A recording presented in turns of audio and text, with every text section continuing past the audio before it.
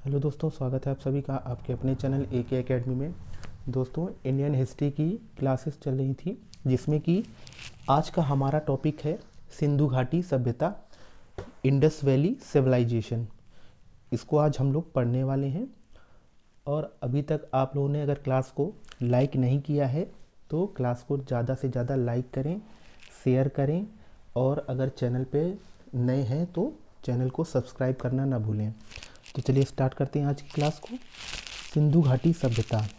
तो सबसे पहले इसका जो टाइम पीरियड है यानी मेजर पीरियड है, इसको देख लेते हैं कि इसका मेजर पीरियड कितना है। तो आइए देखते हैं। मेजर पीरियड की बात करें,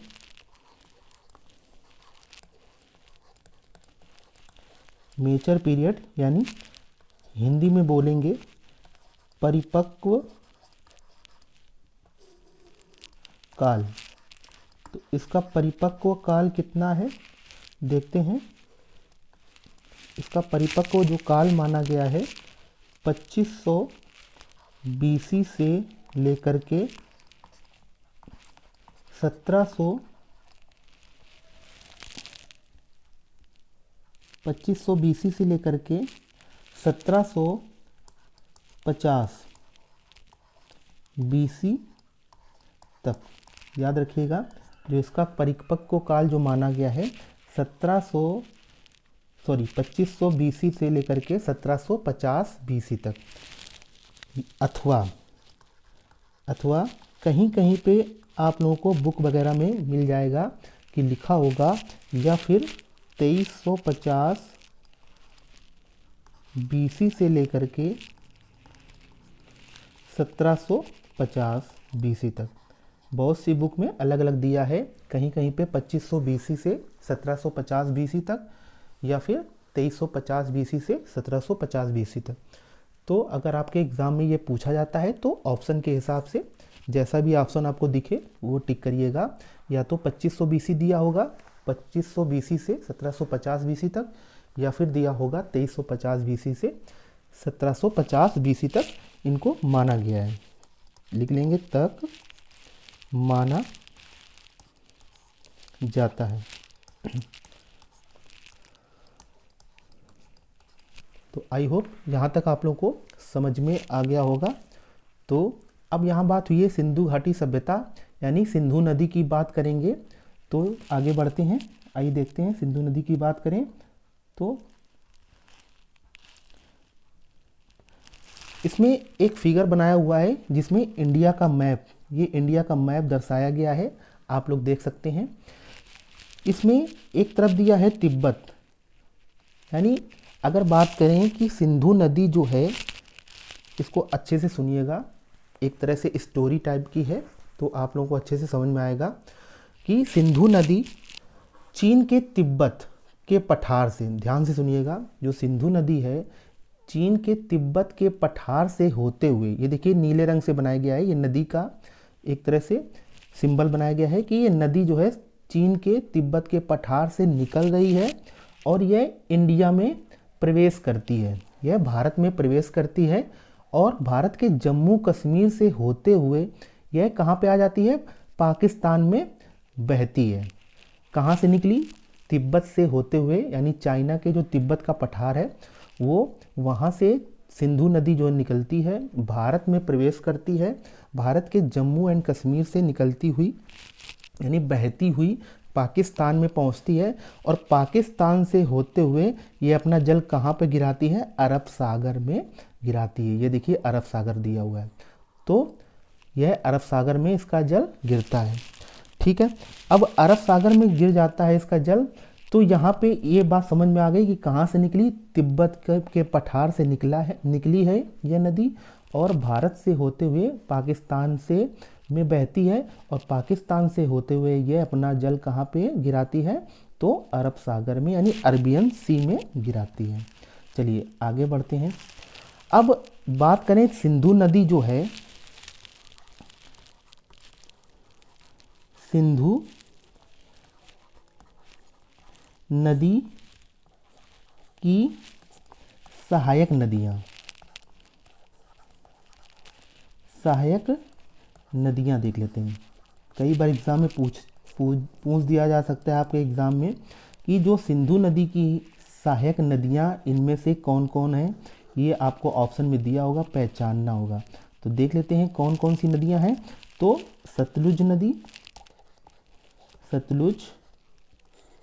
नदी ये सहायक नदी हो गई। और कौन सी है, तो रावी नदी हो गई, रावी नदी। नेक्स्ट है, और कौन सी नदी हो जाएगी, तो व्यास नदी। नेक्स्ट और कौन सी सहायक नदी है, तो आप लोग बताएंगे चेनाब नदी। ये सिंधु नदी की जो है सहायक नदियां हैं, तो इनको आप लोग याद रखिएगा। ये कई बार आपके ऑप्शन में एग्जाम में पूछा जा सकता है, तो इनको आपको पहचानना होगा। ठीक है, तो अब आगे बढ़ते हैं कि तिब्बत से होते हुई सिंधु नदी निकलती है और भारत में प्रवेश करती है। भारत में बहती हुई यह पाकिस्तान में प्रवेश करती है और पाकिस्तान से बहती हुई यह अपना जल अरब सागर में गिरा देती है। यहाँ तक बात हो गई थी। अब लगभग 2500 बीसी के आसपास की बात है कि 2500 बीसी में क्या होता है कि 2500 बीसी में जो लोग इन नदियों के आसपास, यानी जितनी ये नदियां बताई गई हैं, सिंधु नदी की सहायक नदियां और सिंधु नदी के आसपास जो लोग बसे हुए थे, इन लोगों ने एक सभ्यता का विकास कर लिया। जो आसपास इन नदियों के बसे हुए थे, इन लोगों ने एक सभ्यता का विकास कर लिया। और इस सभ्यता को क्या बोला गया, इस सभ्यता को बोला गया सिंधु घाटी की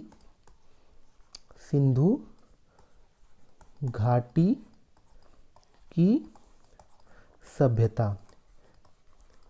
सिंधु घाटी की सभ्यता का नाम दिया गया। जितने लोग भी आसपास, जितने गांव बसे हुए थे इन नदियों के आसपास, तो इन लोगों ने क्या कर लिया, 2500 बीसी के आसपास इन लोगों में एक सभ्यता जागृत हुई, जिसको क्या बोला गया, सिंधु घाटी की सभ्यता का नाम दिया गया। अब आगे बढ़ते हैं। नदियों के आसपास रहने वाले लोगों को पीने के लिए जल भी प्राप्त होने लगा इन नदियों से, और कृषि के लिए इन्हें पानी यानी नदियों से जल मिलने लगा, यानी पीने के लिए भी पानी मिलने लगा और कृषि करने के लिए भी नदियों से जल वगैरह, पानी वगैरह मिलने लगा। अब नदियों से इनको भोजन भी प्राप्त होने लगा, जैसे कि सी फूड वगैरह ये प्राप्त होने लगा। तो लोग यहाँ पे बसने लगे और इनमें एक सभ्यता जागृत हुई, जिस सभ्यता को क्या बोला गया, सिंधु घाटी नदी की यानी सिंधु घाटी की सभ्यता बोला गया। ठीक है, अब कुछ पॉइंट हैं, इनको अच्छे से लिख लीजिएगा, इंपॉर्टेंट पॉइंट हैं। जो सिंधु घाटी की सभ्यता है, सिंधु घाटी की सभ्यता है, इसको देश की यानी हमारे देश की पहली सभ्यता कहा गया। तो याद रखिएगा, जो सिंधु घाटी की सभ्यता है, इसको हमारे देश की पहले या क्या थी, हमारे देश की पहली सभ्यता थी, याद रखिएगा। अब सिंधु नदी, ये जो सिंधु घाटी सभ्यता है, यह विश्व की, ये कुछ पॉइंट है, इनको लिख लीजिएगा, विश्व की प्राचीनतम सभ्यताओं में से एक है, सभ्यताओं में से एक है। तो ये चीज़ याद रखिएगा कि जितनी भी प्राचीनतम सभ्यताएं हैं, इनमें से एक है कौन सी सभ्यता, तो आप लोग बताएंगे कौन सी सभ्यता, सिंधु घाटी की सभ्यता, इसको में से एक है। ये चीज़ याद रखिएगा। ठीक है, अब बात करते हैं कि सिंधु घाटी सभ्यता जो है, और एक पॉइंट इसमें लिख लेते हैं कि सिंधु घाटी सभ्यता को भारतीय उपमहाद्वीप में, सिंधु घाटी सभ्यता को भारतीय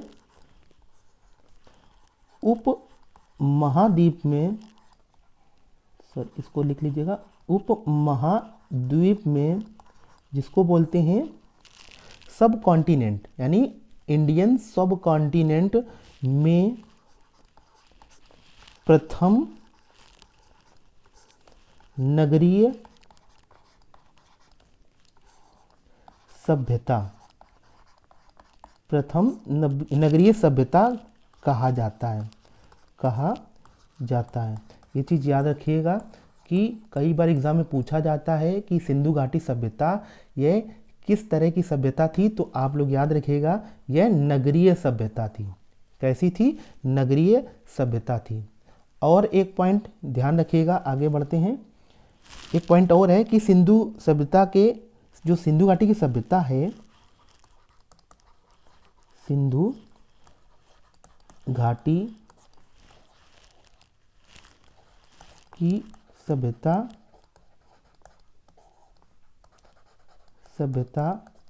के नाम कुछ अलग अलग नाम भी हुए, तो कौन कौन से, तो इनके नाम जान लेते हैं। हड़प्पा सभ्यता इसको भी कहा जाता है। क्या कहा जाता है? हड़प्पा सभ्यता, इसको बोला गया सिंधु घाटी सभ्यता को। या फिर और, यानी इसको और भी एक नाम से जाना गया, कांस्य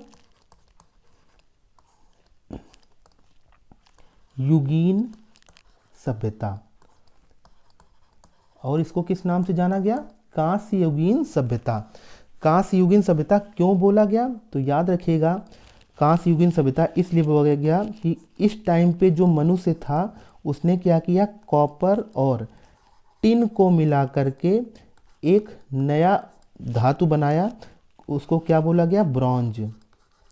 ब्रॉन्ज यानी कांस्य बोला गया, तभी इसको क्या बोला गया? कौन सी सभ्यता? यानी उस टाइम पर क्या बोला गया? कांस्य युगीन सभ्यता। यानी क्योंकि इस टाइम पे मनुष्य जो है ब्रॉन्ज नामक धातु बनाना सीख गया था, इसलिए इसको बोला, इस टाइम को बोला गया कांस्य युगीन सभ्यता भी बोला गया। यानी सबसे पहली धातु जो मनुष्य था उस टाइम पे कॉपर उसने बनाई थी, कॉपर का उपयोग करने लगा था, ये चीज़ याद रखिएगा। तो कॉपर और जब टिन को मिला दिया गया तो कांस्य बन गया, इसलिए इसको कांस्य युगीन सभ्यता भी कहा जाने लगा, ये चीज़ याद रखिएगा। चलिए आगे बढ़ते हैं और बात किया जाए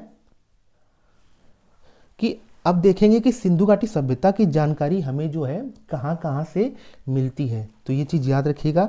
तो आगे बढ़ते हैं। एक डेट याद रखते हैं, 16 अप्रैल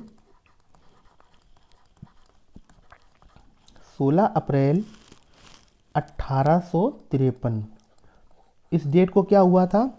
तो याद रखिएगा, इस डेट पर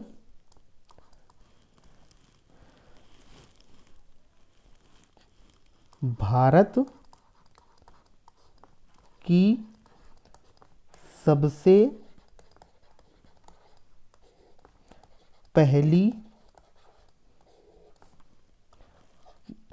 कौन सी? सबसे पहली यात्री ट्रेन चलाई गई थी। आप लोग जानते हैं यात्री ट्रेन चलाई गई थी, यानी पैसेंजर ट्रेन चलाई गई थी। अब यहाँ से कहानी शुरू हो रही है कि जो सिंधु घाटी सभ्यता की जानकारी हमें कहाँ से मिलती है, तो बिल्कुल जीरो लेवल से ले चल रहे हैं। 16 अप्रैल 1853 को क्या हुआ कि भारत में सबसे पहली यात्री ट्रेन यानी पैसेंजर ट्रेन चलाई गई। और किसके कार्यकाल में? तो उस टाइम पे जो गवर्नर जनरल था लॉर्ड डलहौजी के कार्यकाल में, लॉर्ड डलहौजी के कार्यकाल में ये ट्रेन चलाई गई थी। और कहाँ से कहाँ तक चलाई गई थी? तो आप लोग याद रखिएगा, बम्बई से ठाणे के बीच चलाई गई थी। बम्बई से ठाणे के बीच ये चलाई गई थी ट्रेन।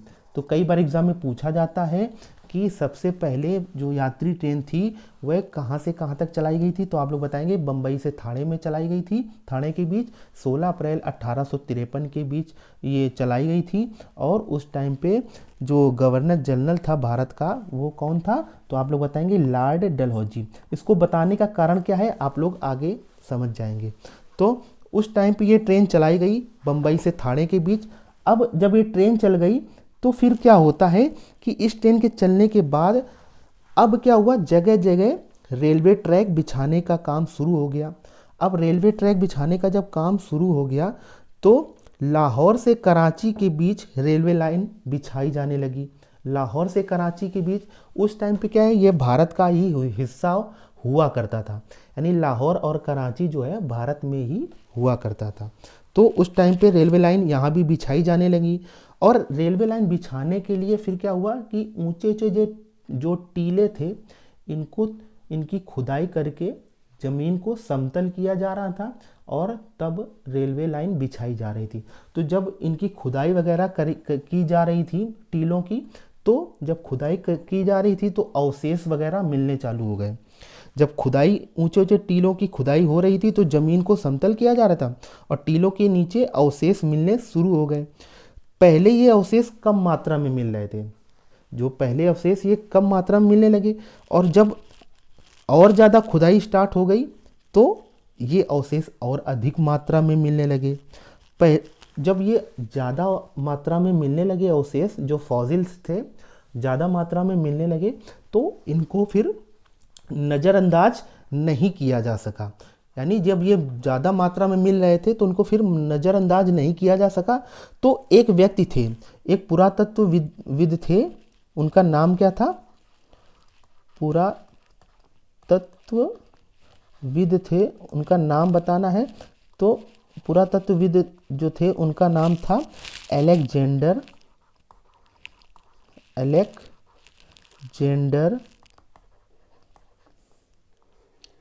Alexander Cunningham.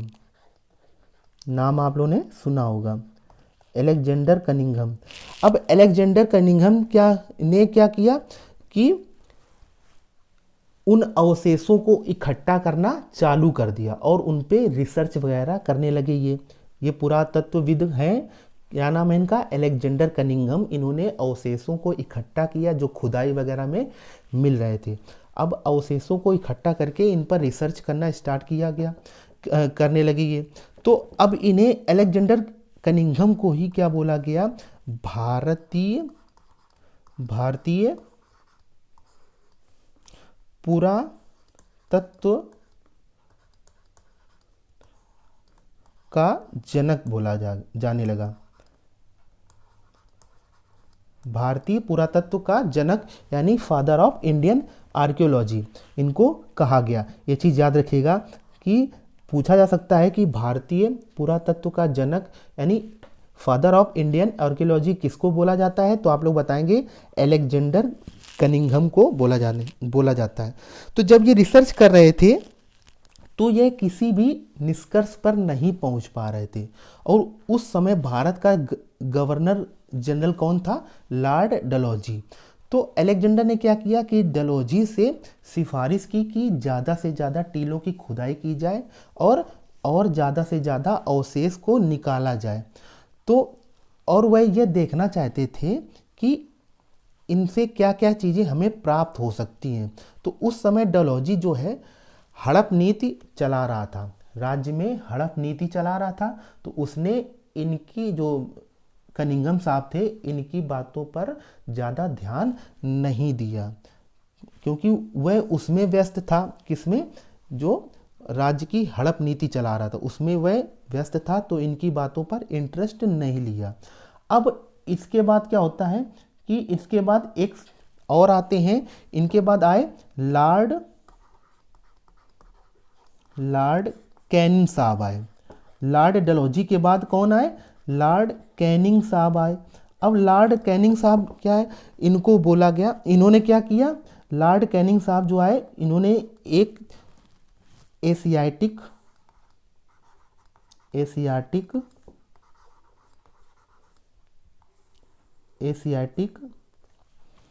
सोसाइटी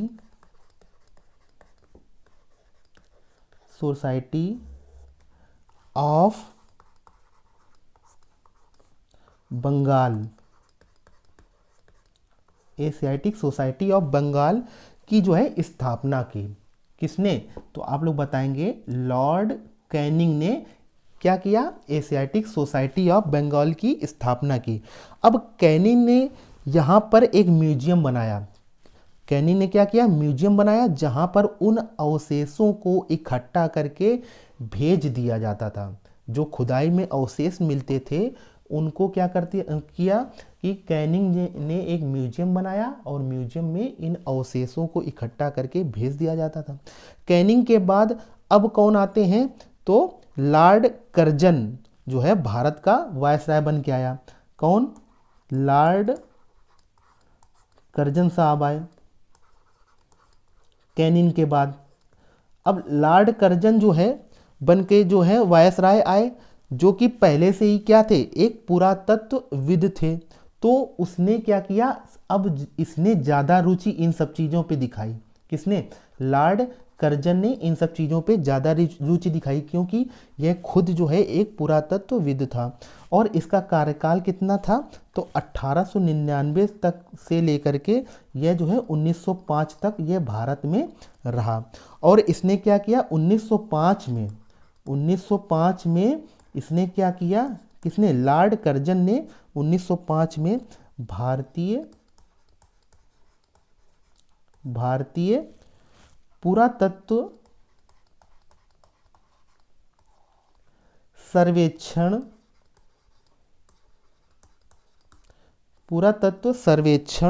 विभाग की स्थापना की।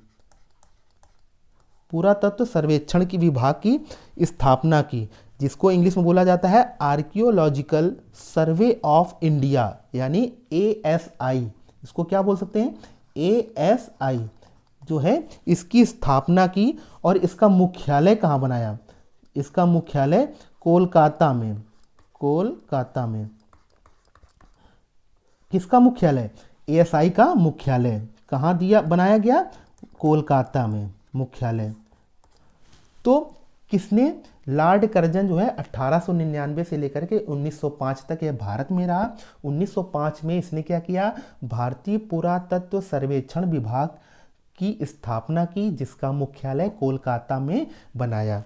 तो अब क्या होता है, बिल्कुल जीरो लेवल से ले चल रहे हैं, आगे तक कहानी बढ़ रही है कि जो भारतीय पुरातत्व सर्वेक्षण के जो विभाग बनाया गया, अब इसके अध्यक्ष, यानी यहाँ पे एक पॉइंट लिख लेते हैं कि भारतीय पुरातत्व सर्वेक्षण विभाग का प्रथम अध्यक्ष, इंपॉर्टेंट है, याद रखिएगा। तो किसको बनाया गया, प्रथम अध्यक्ष, तो आप लोग बताएंगे जॉन मार्शल को। स्थापना किसने की, तो आप लोग बताएंगे लॉर्ड कर्जन ने भारतीय पुरातत्व सर्वेक्षण विभाग की स्थापना की। लेकिन इसका प्रथम अध्यक्ष किसे बनाया गया, तो आप लोग बताएंगे जॉन मार्शल को बनाया गया प्रथम अध्यक्ष। अब जॉन मार्शल ने क्या किया कि दो टीमें बनाई, जॉन मार्शल ने दो टीमें बनाई और उन दो टीमों के दो हेड बनाए। जॉन मार्शल ने क्या किया, दो टीमें बनाई और उन दो टीमों के दो हेड बनाए, जो कि पहली टीम के हेड थे दयाराम साहनी। कौन, दयाराम साहनी। और दूसरी टीम के हेड किसको बनाया गया, तो राखलदास बनर्जी को। राखलदास बनर्जी को बनाया गया। तो अब जॉन मार्शल जो हैं, इन्होंने क्या किया, दो टीमें बनाई, जिनके हेड, पहली टीम के हेड बनाए दयाराम साहनी को, और दूसरी टीम के हेड बनाया राखलदास बनर्जी को। अब क्या होता है, आगे बढ़ते हैं कि ये दोनों टीमें जो हैं काम पर लग गई। अब ये दो टीमें जो बनाई गई, ये अपने अपने काम पे लग जाती हैं और जिन जिन जगहों पर अवशेष प्राप्त हुए थे वहाँ पर खुदाई में लग गई। यानी जहाँ जहाँ पे टीले वगैरह खोदे जा रहे थे और अवशेष प्राप्त हो रहे थे, वहाँ पर ये टीमें जा करके और ज़्यादा खुदाई करती हैं। अब खुदाई में सबसे पहले सफलता किसको मिलती है, तो दयाराम साहनी को। दयाराम साहनी को मिलती है और टाइम था 1921 में। 1921 में जो है दयाराम साहनी को जो क्या होता है कि दयाराम साहनी को सफलता मिलती है। और 1921 में जब इन्होंने लाहौर के पास मोंट गोमरी जिला था, मोंट गोमरी जो जिला था कहाँ था, लाहौर में, मोंट गोमरी जिला है। वहाँ रावी नदी के किनारे जब खुदाई की गई तो पूरे शहर के होने का जो है साक्ष्य मिलता है। तो ध्यान रखिएगा कि जो दयाराम साहनी थे इन्होंने 1921 में इनको सफलता मिली। मोंट गोमरी जिला जो कि लाहौर में पड़ता है, रावी नदी के किनारे खुदाई होती है और वहाँ पे पूरे के पूरे शहर के होने के साक्ष्य मिलते हैं। और जब वहाँ पे साक्ष्य मिले तब इन्होंने उसका नाम वहाँ पे क्या रख दिया, हड़प्पा। ठीक है, ध्यान रखिएगा, हड़प्पा, हड़प्पा। और हड़प्पा जो है कहाँ है, तो रावी नदी के पास, रावी नदी के पास। अब रावी नदी के पास, अब इनको तो सफलता मिल गई। अब दूसरी टीम के जो अगले ही साल क्या होता है, राखलदास बनर्जी, ये तो दयाराम साहनी हो गए। अब राखलदास बनर्जी को क्या मिलता है, राखलदास बनर्जी। अब ये दूसरी टीम के हेड थे, ये भी खुदाई वगैरह कर रहे थे, राखलदास बनर्जी। तो अगले ही साल, ठीक अगले ही साल यानी 1921 के बाद अगले साल 1922 में राखलदास बनर्जी ने क्या किया, कराची के लरकाना जिले में सिंधु नदी के किनारे खुदाई की और उनको जो है दूसरे शहर के साक्ष्य होने का जो है पता मिलता है, यानी पता चलता है। ठीक है, तो वहां पे उसको नाम क्या दे दिया गया, मोहनजोदड़ो,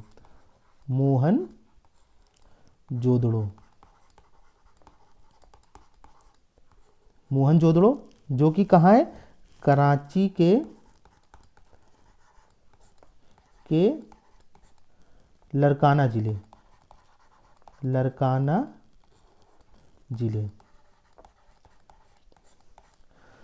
मोहनजोदड़ो। और सिंधु नदी के किनारे, सिंधु नदी के किनारे। तो ये चीज़ याद रखिएगा कि दयाराम साहनी 1921 में मोंटगोमरी जो जिला है लाहौर के पास, ये वहाँ पे ये खुदाई कर रहे थे, तो उनको जो है पूरा जो शहर होने के साक्ष्य मिले, तो इन्होंने वहाँ पे उसको नाम क्या दे दिया, हड़प्पा, जो कि रावी नदी के पास है। ठीक है, और राखलदास बनर्जी जो 1922 में ये खुदाई कर रहे थे, तो ये जो है कराची के लरकाना ज़िले के पास जो है सिंधु नदी के किनारे इनको दूसरे शहर का होने का पूरा साक्ष्य मिलता है और इन्होंने नाम दे दिया क्या, मोहनजोदड़ो उसको, जो कि सिंधु नदी के किनारे था। तो दूसरा शहर मिल गया। तो हड़प्पा और मोहनजोदड़ो जो है दोनों के अवशेष की तुलना की गई तो बहुत सी समानता देखी गई। जब हड़प्पा से अवशेष मिल रहे हैं और मोहनजोदड़ो से भी अवशेष मिल रहे हैं, दोनों को मिलाया गया आपस में, तो बहुत सी चीज़ों की समानता पाई गई। अब जब समानता देखी गई तो दोनों जगहों की सभ्यता एक ही थी। अब यह पता चला कि दोनों जगहों की जो है सभ्यता एक ही थी, क्योंकि दोनों स्थल सिंधु नदी के किनारे मिले थे, इसलिए इसको क्या बोला गया, सिंधु घाटी सभ्यता का नाम दे दिया गया। तो आई होप ये चीज़ आप लोगों को समझ में आया होगा। ठीक है, तो नेक्स्ट आगे चलते हैं। आगे बात करते हैं कि जो सिंधु नदी की जो सभ्यता थी, सिंधु घाटी की सभ्यता थी, अब इसका टाइम जो है, टाइम पीरियड जो परिपक्व काल था, मेचर पीरियड था, यह कैसे पता चला, तो इसके बारे में देखते हैं कि इसका कैसे पता चला। तो ये पॉइंट लिख लेते हैं, रेडियो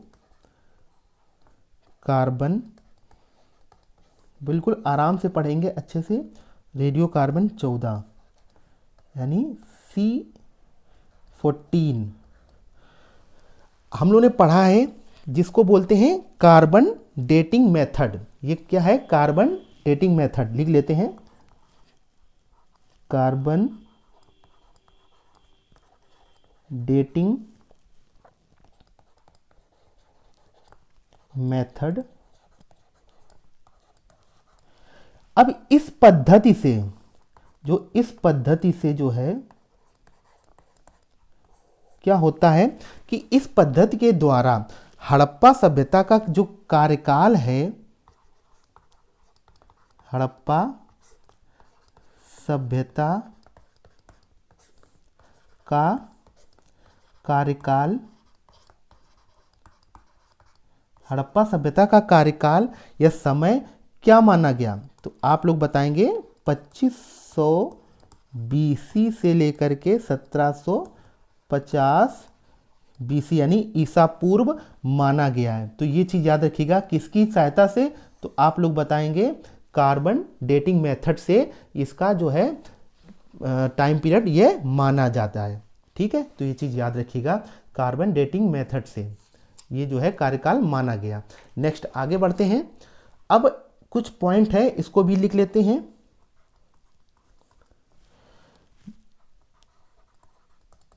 सिंधु घाटी की सभ्यता अपने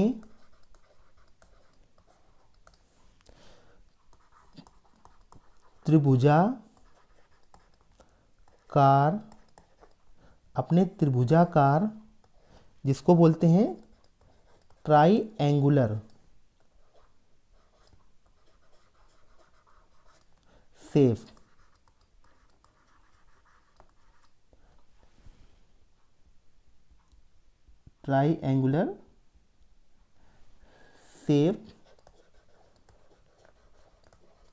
ट्राइएंगुलर शेप में थी। तो ये चीज़ याद रखिएगा कि ये पूछा जाता है एग्जाम में कि जो सिंधु घाटी सभ्यता थी यह किस शेप में थी? तो आप लोग बताएंगे ट्राइएंगुलर शेप में थी। ये चीज़ याद रखिएगा, बिल्कुल इम्पॉर्टेंट है, इस बिंदु को याद रखिएगा। तो नेक्स्ट आगे बढ़ा जाए। अब ये ट्राइएंगुलर शेप में थी तो कैसे थी? तो आइए देख लेते हैं कि किस तरह थी, समझ लेते हैं इसको। तो इंडिया का मैप जरूर बना लेंगे।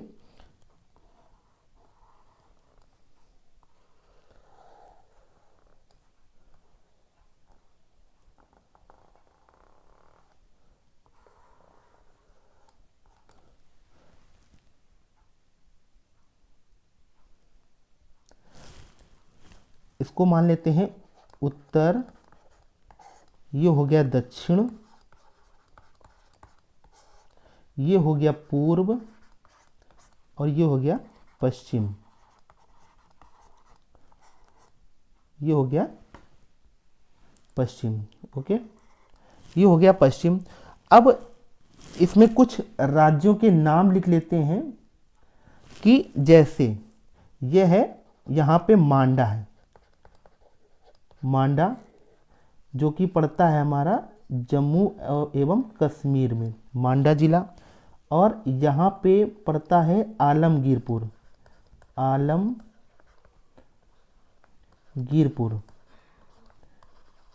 आलमगीरपुर ये है यूपी में पड़ता है। और यहाँ पे ये है दैमाबाद जो कि महाराष्ट्र में है, दैमाबाद। और यहाँ पे ये सूतगा गैंडोर ये पड़ता है। ये कहाँ पड़ता है?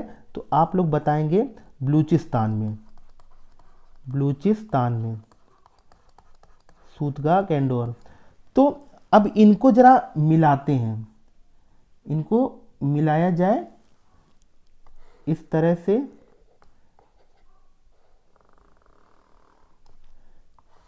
ये इस तरह, तो ये देखिए अपने आप लोगों को दिख रहा होगा कि ये कैसा शेप है?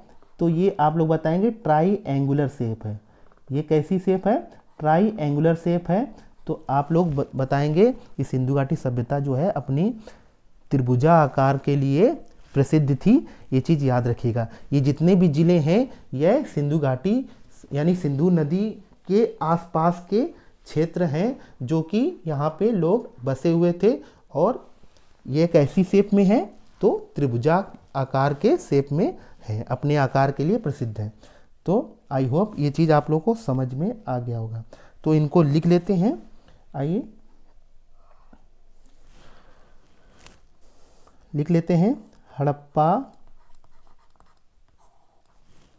सभ्यता का सबसे हड़प्पा सभ्यता का सबसे उत्तरी स्थल, उत्तरी स्थल यानी नॉर्दर्न साइड को, यहाँ पे उत्तरी स्थल में हम लोगों ने क्या देखा, मांडा जिला, मांडा जिला जो कि जम्मू और कश्मीर में पड़ता है। और ये किस नदी के किनारे पे है तो याद रखिएगा, चिनाब नदी के किनारे पे है।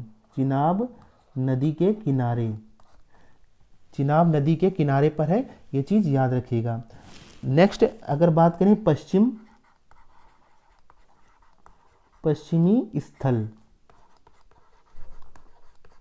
पश्चिमी स्थल यानी वेस्टर्न साइड में क्या पड़ा था तो आप लोग बताएंगे सूतगा कैंडोर।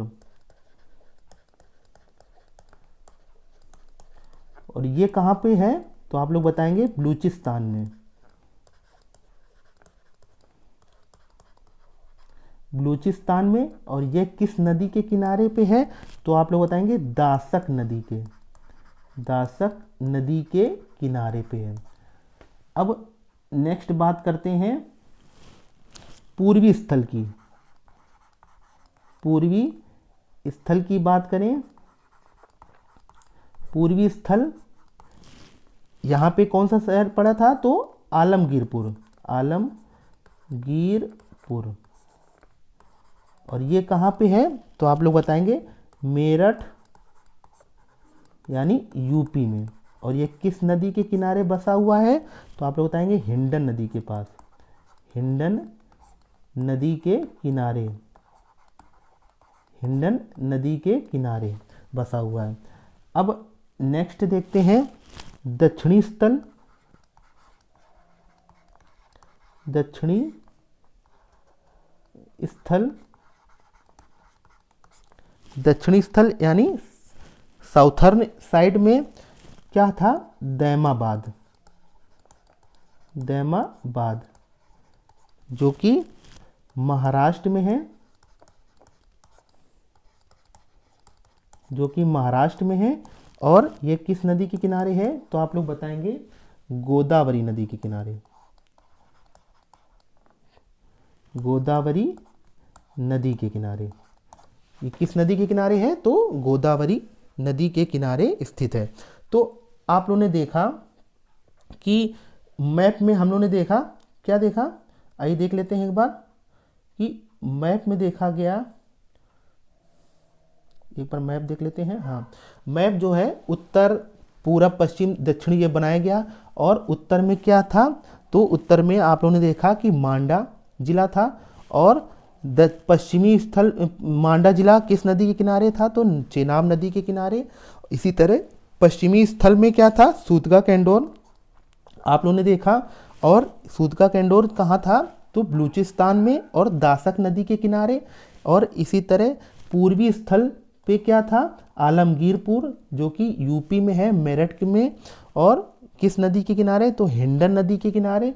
और इस तरह दक्षिण की बात करें तो दक्षिण में जो है दैमाबाद पड़ता है और किस नदी के किनारे है, गोदावरी नदी के किनारे।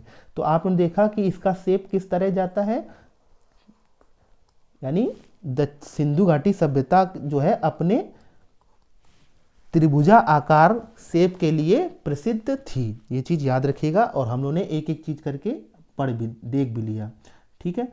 अब आगे बढ़ते हैं। तो आगे इसके आगे जो है हम लोग पढ़ेंगे नेक्स्ट क्लास में आज के लिए इतना ही रखते हैं। आई होप यहाँ तक आप लोगों को अच्छे से समझ में भी आ गया होगा। एक एक करके आप लोग नोट्स वगैरह बनाते चलिए अपनी बुक कॉपी में। तो